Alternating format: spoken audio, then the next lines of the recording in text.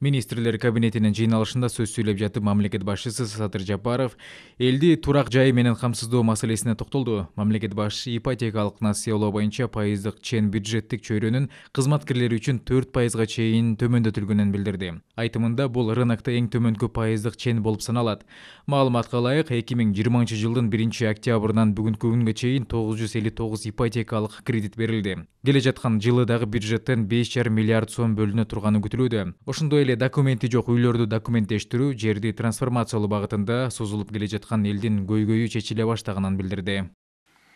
Чүй жана Ош областарындагы айыл чарба жерлерге 10 миңден ашык үй курулуп, көп жылдардан бери жерлерди трансформациялоо маселеси чечилбей жаткан.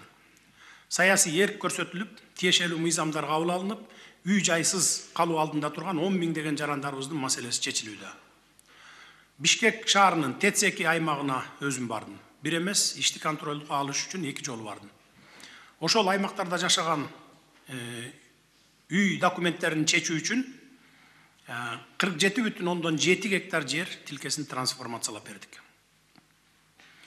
Жарандар кызыл китептерин, үйлөрүнүн техникалык китепчелерин алып жатышат. Азыр 798 үйдүн 119 даяр болду, 69 документтеринин колуна алды, 500-550 участокта изилдөө иштери жүрдү, 5 мобилдүү топ иштеп жатат. Буюрса 1 апрелге чейин Кыргызстан боюнча 25 000 гектар жердин трансформациялоо иштери аягына чыгарылат. Элдин баары жашап жаткан үйлөрүнө мыйзамдуу ээ болушат, документтерин алышат. Бирок жерди басып алганды ушуну менен токтотолу. Мындан ары жакшынакай айдоо жерлерин айдоо аянты боюнча сактап калышыбыз керек. Мен жалпы элди ушуга чакырам. Буюрса, бюджетибиз жакшы болуп турса, социалдык турак жай маселесин да чечебиз.